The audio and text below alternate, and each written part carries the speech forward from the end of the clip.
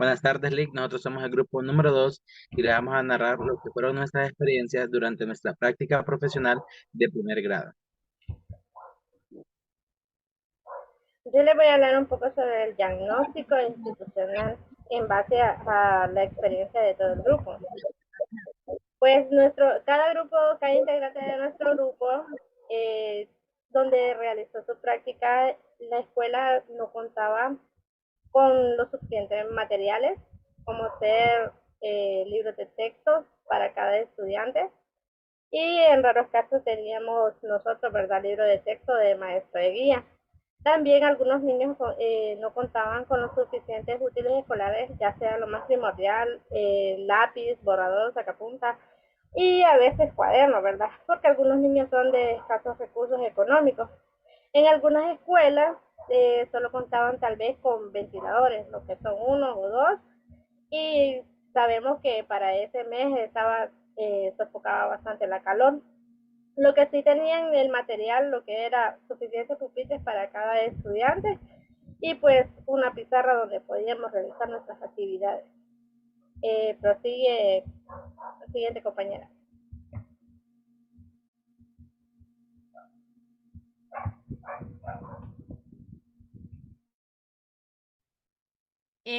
Yo les voy a hablar sobre lo que fue la etapa de planificación y esta consistió de la siguiente manera.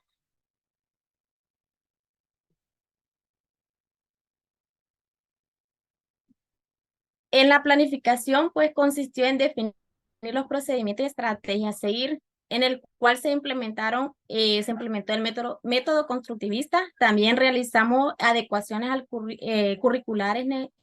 Estas fueron necesarias debido a los temas planteados. Estos eran muy diferentes a lo que ellos contaban. También estos estaban en otra fecha, entonces ahí es donde le hicimos las adecuaciones necesarias para el cumplimiento de las mismas. También tuvimos bastantes dificultades a la hora de dar las clases con lo que fueron los niños. ¿Por qué razón? La razón fue porque muchas veces poco recibían instrucciones a la hora también de realizar sus tareas. Estas trabajaban de una forma muy mecanizada y pues constaba también cuando realizamos lo que eran actividades recreativas con ellos, costaba bastante que ellos realizaran las mismas debido también a que muy pocas veces o casi nunca se realizaban estas en sus instituciones de esta forma, teniendo dificultades al comprenderla y muchas veces a conocer dichas actividades. Prosigue mi siguiente compañero.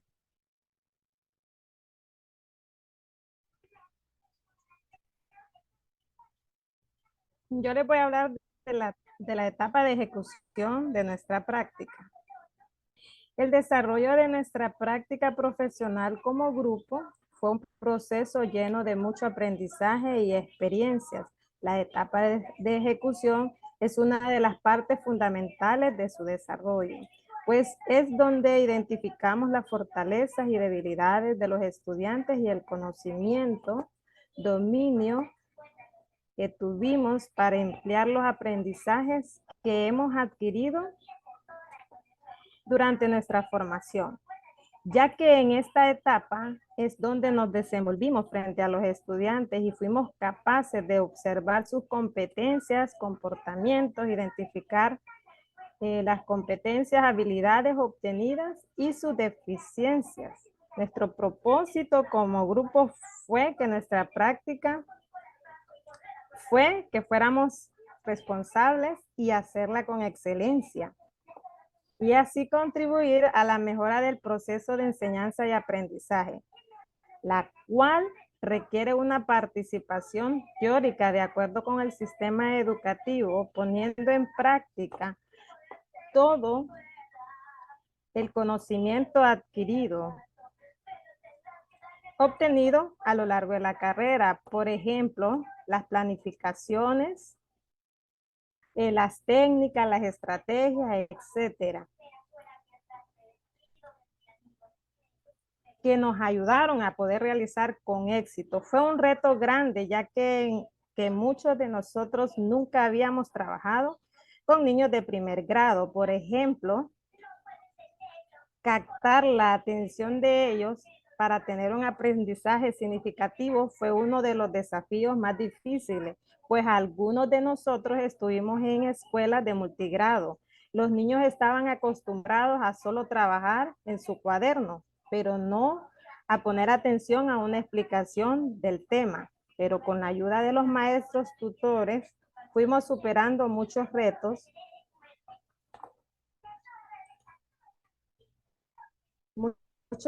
y encontrando una mejor manera de enseñarles. La verdad que esta etapa de nuestra práctica fue hermosa y de mucho aprendizaje para nuestra formación educativa. Sigue mi compañera.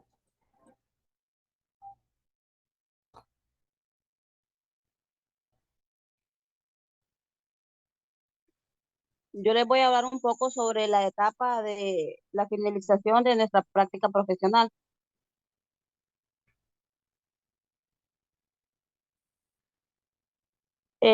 Pues todos coincidimos que la finalización de esta práctica profesional pues fue un éxito. Fue un éxito y pues fue un proceso de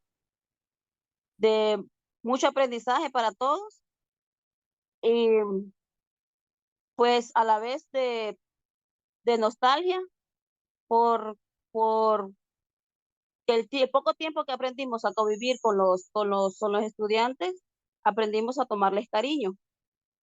En nuestra etapa de ejecución, pues fue muy fundamental aplicar las técnicas, porque ahí los niños aprendieron a desarrollar sus competencias y habilidades. También pues muy satisfactorio porque todos teníamos una misma finalidad y un mismo objetivo, ¿verdad? Que era que los niños pues aprendieran a desarrollarse. Y pues se logró, de alguna manera pues como grupo coincidimos que se logró, no en su totalidad, pero sí se logró. Y pues fue una experiencia muy bonita porque tanto aprendieron ellos de nosotros como nosotros de ellos. Y nosotros como profesionales en nuestra práctica aprendimos pues a adquirir nuevos conocimientos, nuevas habilidades y también pues nuevas experiencias para seguir implementándolas en nuestro trabajo o en nuestra siguiente práctica profesional. Sigue mi compañero.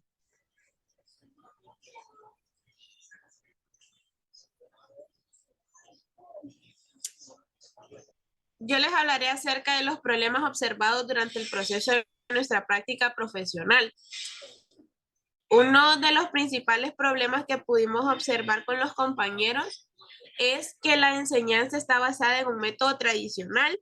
Asimismo, es una enseñanza mecanizada en donde los estudiantes no piensan fuera de su caja, todo lo realizan de forma ya mecánica, de forma robótica, lo cual para los niños les generó una nueva experiencia aprender con el método lúdico.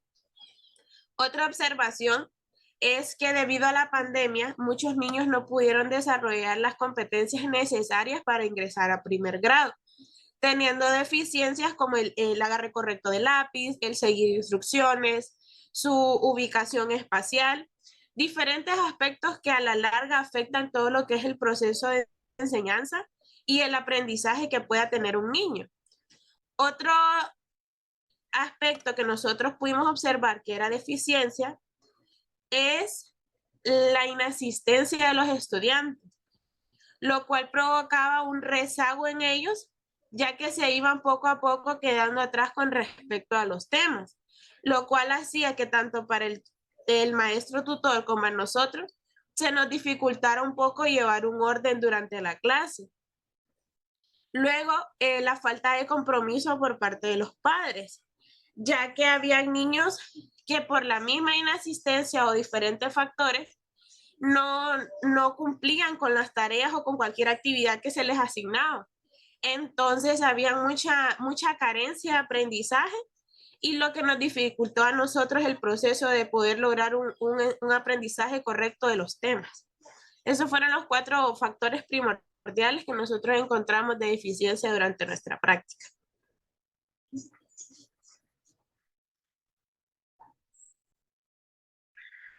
Bueno, yo les hablaré un poco acerca de las sugerencias que tenemos luego de finalizar nuestra práctica docente. En primer lugar, tenemos que los centros educativos trabajen con los libros del Estado, es decir, que se guíen por los estándares, currículos, programaciones, etcétera. ¿Por qué? Ya que durante nuestra práctica pudimos observar que muchos centros educativos no estaban siguiendo los parámetros dados por el gobierno, es decir, no trabajan con los libros del Estado. En ciertos lugares era entendible porque eran zonas rurales que no contaban con los libros del gobierno, que los libros no habían sido proporcionados por el propio gobierno. Pero también encontramos casos donde los temas que estaban realizando no iban acorde a las programaciones ni al currículum, sino que los estaban trabajando de una forma tradicional y pasando por alto los estándares educativos que teníamos planteados. Es decir, debemos recordar que nosotros tenemos un perfil del egresado del niño de primer grado, es decir, las competencias que debe adquirir ese niño al finalizar su primer grado. Y trabajando de la forma que algunos centros lo estaban realizando, no iban a poder alcanzar esas metas. Y eso dificulta bastante el proceso de enseñanza-aprendizaje y también dificultó lo que fue el proceso de nuestra práctica, porque al momento de planificar tuvimos que hacer una adecuación constante de los temas, ya que no podíamos guiarnos por lo que estaba en las programaciones ni estándares, porque trabajaban de forma muy diferente.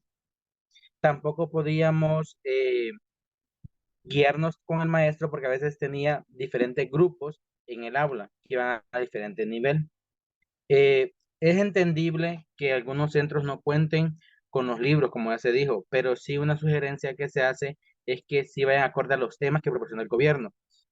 Por ejemplo, si un niño se traslada de la escuela A a la escuela B, ¿qué va a pasar con ese niño si en la escuela B están trabajando con los libros del gobierno y en la escuela A están trabajando con el libro de Nacho, por ejemplo? Y van a destiempo con los contenidos del currículum. Va a haber un problema porque al momento de hacer el traslado, el niño no se va a poder adecuar a la nueva institución porque va a tener dificultades, no va a saber encajar tanto porque no se va a sentir cómodo en la forma de trabajar y también se va a sentir incómodo por el momento que no va a poder alcanzar los estándares que manejan en las otras escuelas que sí trabajan con el currículum, las programaciones o los estándares. Entonces vemos que afecta al alumno de dos formas, tanto en su conocimiento, en sus competencias y habilidades, también como en un proceso psicológico, que el niño se ve afectado al llegar a un nuevo centro y no sentirse capaz de realizar lo que los demás niños realizan. Entonces, en algunos centros ocurrió por la adaptación que hubo, ya que venimos de una época de pandemia y eso es muy entendible. Se sabía que iba a haber un rezago en la cuestión de matemáticas y español, pero también debemos, como sugerencia, ser conscientes en la importancia de lo que es seguir, ya sea en la guía del maestro, currículos, programaciones, estándares, porque esto facilita el proceso de enseñanza-aprendizaje y también hubiera facilitado un poco nuestra práctica docente. La siguiente sugerencia es acerca de que la universidad nos brinde talleres sobre ser ya sea portafolio docente, plan pizarra, porque no todos manejamos, no todos hemos trabajado en el sistema educativo y tuvimos dificultades al momento de realizar lo que es el portafolio docente, ya que no teníamos muy claro cómo le íbamos a realizar o qué es lo que llevaba en sí, qué documentos tenía que ir en portafolio. A pesar de que había unos lineamientos, era un poco raro porque están los lineamientos, pero en sí no sabíamos cuál era la información precisa que pedían o cómo organizarlo o qué lleva, qué no lleva. Entonces, como sugerencia a la universidad, que para la próxima práctica, porque faltan más, que realicen un taller, no solamente una capacitación, sino que un taller donde seamos parte del proceso. No solo estemos escuchando, sino que también formemos parte del proceso. Lo ideal sería que fuera presencial para que estemos interactuando y resolviendo más dudas y participando, ya sea elaborando un portafolio entre todos o algo similar, algo que nos facilite esta parte, porque en lo que es la cuestión administrativa, no tenemos mayor dificultad. A veces no es tanto en los contenidos o en la planificación, sino que en la parte administrativa, como elaborar el portafolio o el POA o el PEC, son cosas que todavía nos cuesta un poco y sería bueno que nos brindaran talleres sobre eso. También sobre el taller Pizarra, el plan Pizarra, porque se brindó un taller, pero el taller no fue dado para todos, ya que se hizo una reunión Zoom donde solo podían estar 1000 personas y se sobrepasó el límite y dijeron que iban a compartir charla después, pero no lo hicieron. Entonces quedamos un poco a la deriva con eso del plan pizarra porque no logramos estar en la capacitación y sí era bastante importante a la hora de nuestra práctica, porque nos pidieron que fuéramos innovadores, que estuviéramos al día y al no tener como que esa base, sí se nos dificultó, sí se buscaron videos en YouTube, etcétera, pero no fue lo mismo, no fue la misma adquisición de conocimientos, no fue un aprendizaje significativo que tuvimos al realizar eso. Y como otra sugerencia, ya más que todo al sistema educativo en general, es disertar sobre las escuelas multigrado o bidocentes o unidocentes. Por ejemplo, sabemos que en primer grado es un proceso de que el niño debe ser guiado. No simplemente le vamos a decir, haga la letra A.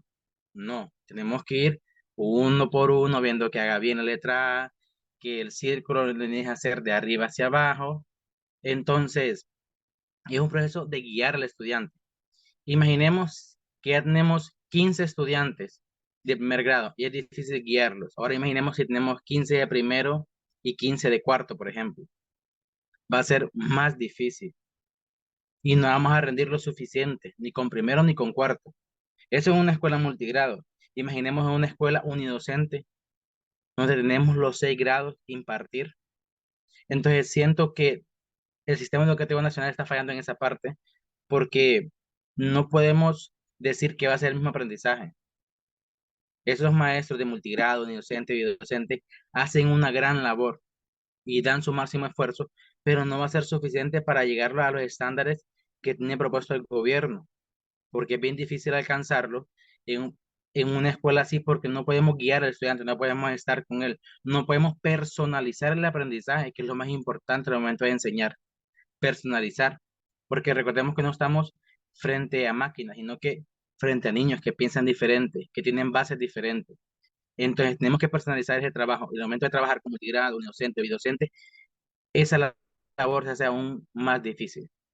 Estas serían las sugerencias y esta sería todo lo que es nuestras experiencias vividas sobre el grupo número 2. Así que muchas gracias por su atención.